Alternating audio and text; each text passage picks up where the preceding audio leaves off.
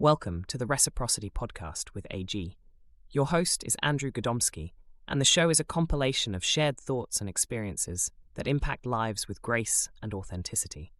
AG spent 15 years residing as an interim workforce analyst for Fortune 500 employers who provide financial and/or healthcare services, supply chain access, or consumer basic needs. In 2022, he swore an oath to support and defend the Constitution of the United States against all enemies, foreign and domestic, and faithfully discharge his duties in the coveted role of a senior operations research analyst.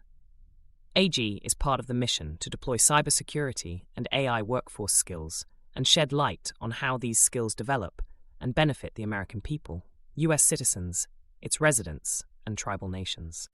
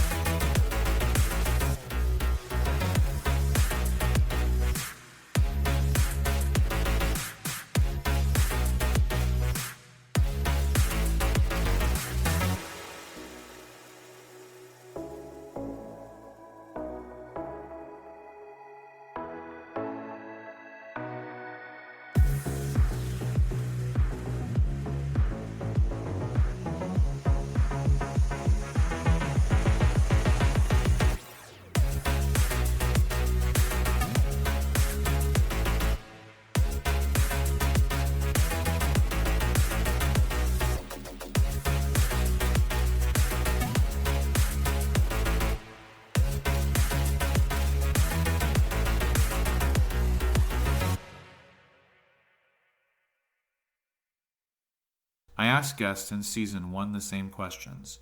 One was to share a leadership trait or technique they observed which they have applied. Hear the mashup of those answers. Years ago, one of my early stops in my career, a woman who I worked for, still to this day, probably the best listener I've ever worked with. And when I say best listener, maybe I would pivot that a bit and say she was the most present person who's ever led me. Every time you were in a meeting with her, nothing else seemed to matter to her. When I first started my career, this was the first foray into worlds where emails were happening and conference calls were being scheduled. It didn't matter. You were 100% swallowed up by her and her presence. And it created a level of I'm being seen and I'm being heard. And I've used that to the best of my ability. You'd have to talk to some of my team members and former team members to determine if I'm doing it anywhere near as well as she did it. But being present with people is huge. And I think from a leadership perspective, especially in today's world where it's easy that where's the Zoom link or is the Teams link going to pop, or if I'm on this call, someone's pinging you, or could you drop for just a second to answer this emergency call? It's really easy to break away from being present. I work to not do that. I work to be as present as I can in every discussion, every meeting, and every dialogue I'm having. I have actually called her in the last 10 years to thank her for this because she shaped a huge piece of my leadership style all around the idea of be present, be with people, truly be listening. Good things happen when it does. I remember there's a pyramid about learning, and I remember that there's the concept of doing, and then there's this concept of listening, and then there's the concept of teaching. And there's other methods of learning, but that is one of the key methods, is you actually amplify how you learn by listening and then by actually teaching on I what you agree. heard. And I think that is a unsung and unfortunately probably not pointed out technique that new frontline supervisors, well, this is what I was doing before, and now I'm just better at it than everybody else. So now I'm going to lead a whole team. It's like you're going to listen to a whole team.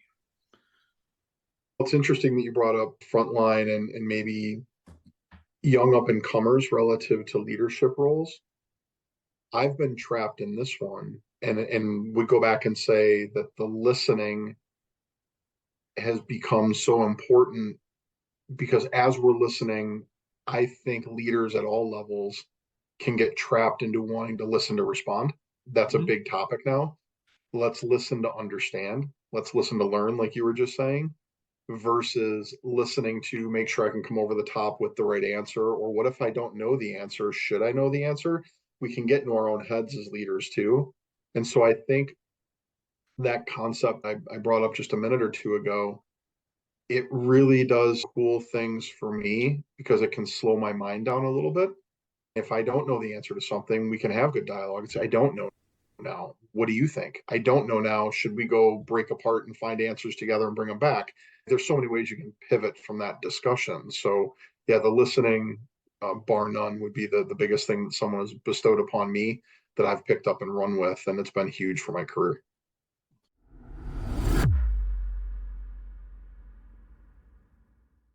So I thought really hard about this one. And I think one of my mentors said that if you can just take the first 2 minutes of a conversation and really try to relate and learn about somebody personally, you'll make a lot of progress throughout that call, session, meeting, whatever. So I really focus on building relationships and being a relator, listening and learning about people, because I feel like I get the best of people when they feel comfortable and trusted in a conversation. So I would say relator. I think probably from my father, who was an officer at Intel for 30 years. I was lucky enough to watch how he operated. More than anything else, it's leading from the middle. Okay. Demonstrating that you are willing and able to do the same job that anyone else is willing to do. Nothing's beneath you, and that you have the emotional intelligence and empathy to support and understand these people, listen to them, and to manage personalities in difficult conversations in a non-threatening way, especially in today's day and age. I think I'll just be honest and say it, I think we just have thinner skin now than we've ever had. And so communicating and managing emotions and people is more fragile and delicate now than maybe it ever has been. Mm-hmm. And then around all of that, I really, in the last decade, dove in heavily into Stoicism and Stoic philosophies and try to use those every day in my own life and in my work, and impart them not through necessarily proselytizing Stoicism as this great virtue or set of virtues, but just sort of in my behavior, right? When things are difficult for everyone, as the leader, you need to be the one that's the most stoic and calm, right? Yeah. It's easy to be a captain in smooth waters, but what's it like when the storm hits, and how do you react to that? So I try to pay very close attention and be mindfully aware of how I react more than how I act. Hopefully that spills over to the people around me. And then I think the other thing is you genuinely have to love and care about the people you work with, and they have to believe in that. I love that. They see that, they'll go a little, they'll go the extra mile. That's right. When you lead through those troubled waters and you care at the same time, the reaction and the proactivity is excellent.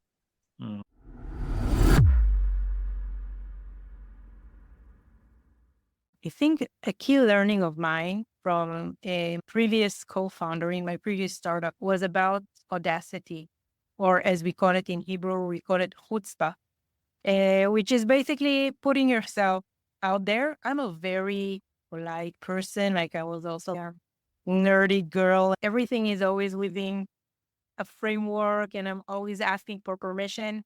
All of a sudden I've worked with someone who just knocks on doors and approaches people, and like with the motto of, the worst thing that can happen is that I will get a no.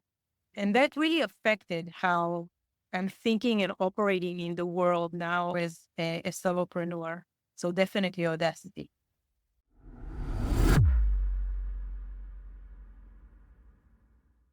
I had the opportunity to work with mainly all generals, including 4-star generals, but mostly with a 1-star brigadier general. This was back in the mid 2000s. The war was underway, and there's a lot of things to manage in terms of logistics. He held twice a week 15-minute stand-ups. And I have never seen a more efficient and effective use of time. I got to watch him balance learning with decisive action. He would start those by opening up with a topic or a specific issue. He would share some context to give understanding to the facts that he knew or the circumstances. And he'd call out specific areas that he believed people would have equity and that he specifically wanted to hear from. His approach really set the stage to be succinct, but also for people to be succinct back with him. He would hear from different people, and then he would also ask for recommendations.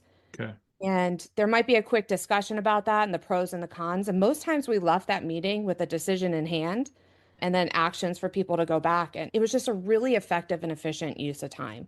I think the context is a little bit different. There was like war happening in theater.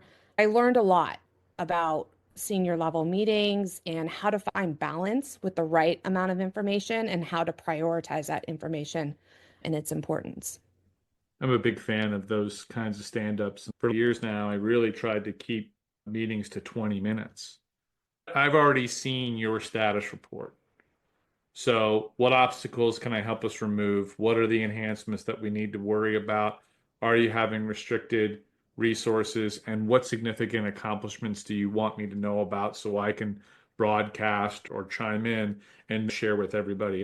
One of my favorite things to say is, I'm yielding back 10 minutes to the group. I love saying you get time back because we were that efficient. I think when we transitioned to remote work, we started going from meeting to meeting to meeting with no breaks. So to really be efficient and effective with that use of time and to yield back time, I think we're getting a little bit more savvy and figuring out better time management in this virtual environment. Yeah.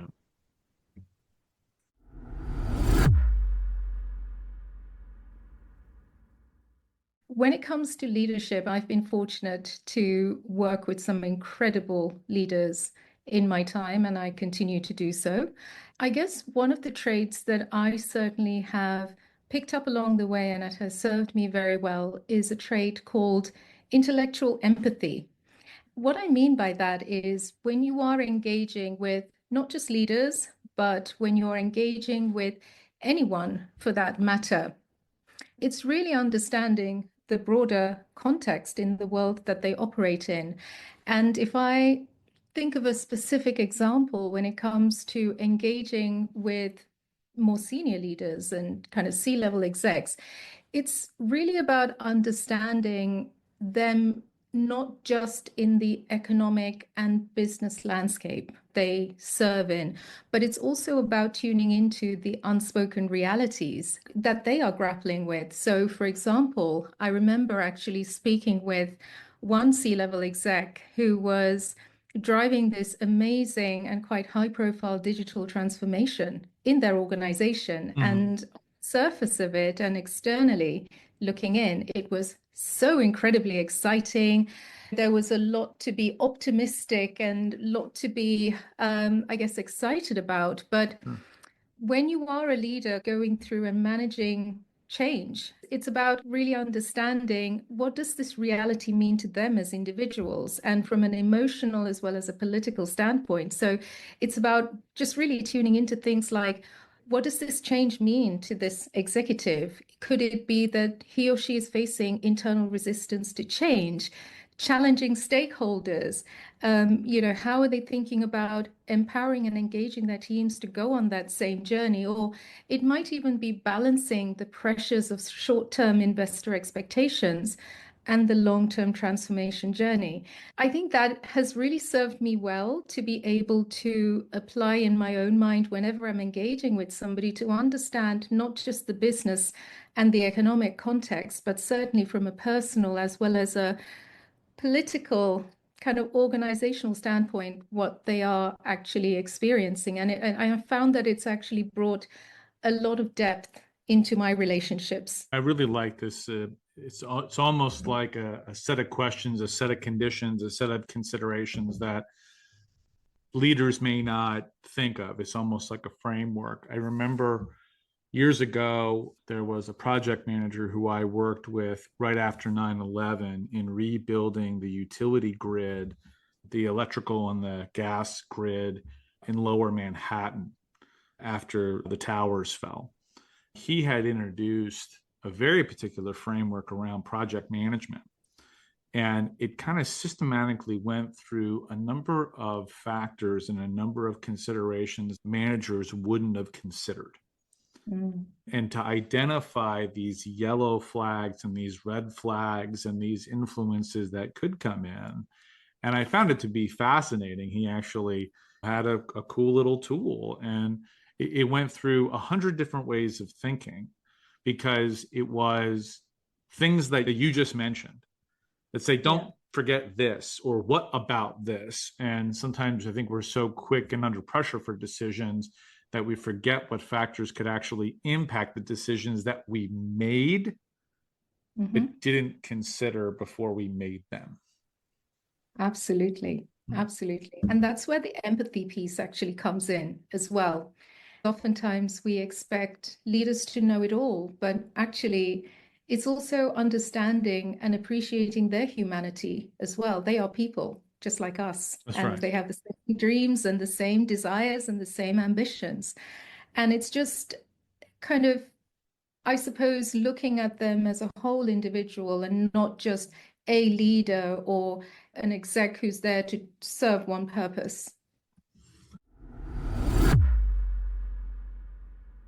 I think the context in my answer is, I have an opinion that followership and leadership are mostly learned in the formative years, and I'll say middle school through halfway through high school. And so it really takes me back to when I learned leadership from a phenomenal man and human being that I call Grandpa. During the summers, I worked with him and for him at a concrete plant, and he was the manager, and he was the first in, the first off. And by being the first in, it allowed him to wait for the rest of the crew to show up and clock in his office. And by observing him, it was never jumping right into the orders of the day, or, what are the things that they need to be thinking about with work. It always started with, how'd your son do in the football game Friday night? How's your dog doing? It was always personal, mixed in with the work. And I feel like I've always strived to follow that phenomenal example throughout my career, especially as a human resource officer. As the host of this series, I have to obviously reflect upon what the different guests offer as advice and insight.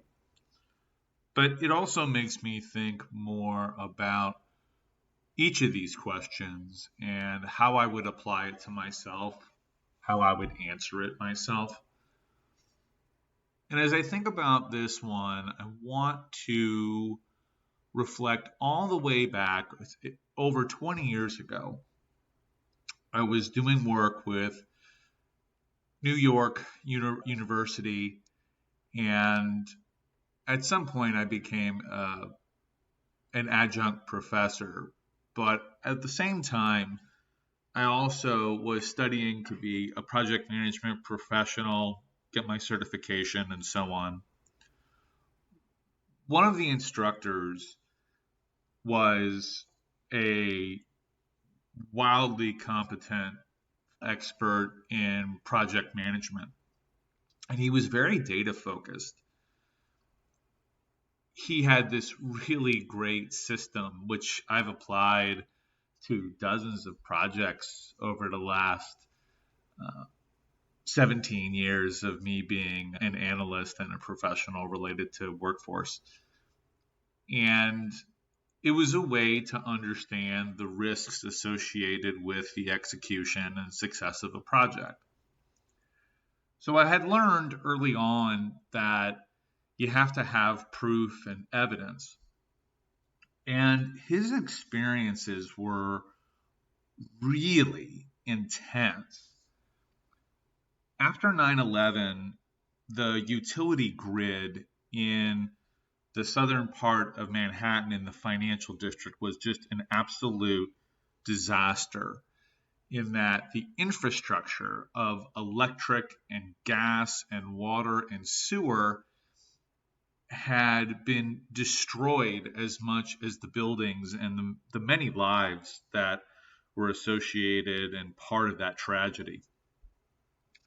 So as New York was coming out of that, there was this infrastructure related need to not only to get the services that people required, and that required getting the electrical and the gas and the water and the sewer grids moving again. And he was charged with the electrical grid redesign and restructure and the implementation of that as a project manager. One of the traits that he talked about was the difference between work, effort, and duration. And it was a very data-focused concept in that there are things that you need to do in terms of tasks. That's the work. And then there's the intensity of the work that you have to execute, which is the effort. And then there was the idea of duration, meaning that how long would it take for you to do the work at the level of effort that you had? And I thought that distinction and applying data to it was a tremendous learning, to the point where now I think about work, effort, and duration and use data in almost every decision that I make for someone else. In that if I can't hold myself accountable to understanding the work and understanding the effort and understanding the duration of the time or even the targets or the intention of when it's done, then how do I provide evidence that it can be done or it can't be done? So I really wanted to thank that gentleman who's probably listening on how that has impacted the work that I've done throughout my entire career. And I think that that's where leadership and taking a trait or technique from somebody else can be very sustainable. And it's important to realize that what you learn in those moments, you don't quite realize that they may carry with you for a very long time. So I feel very grateful that I was able to take stock of that early and then apply it for a very long time. Thanks for listening to the Reciprocity with AG podcast. You can enjoy more episodes by favoriting the podcast at leading podcast platforms. On behalf of Andrew Godomsky and all our guests, we enjoyed the time spent with you and ask you to consider reciprocating powerful learnings to and from all you meet.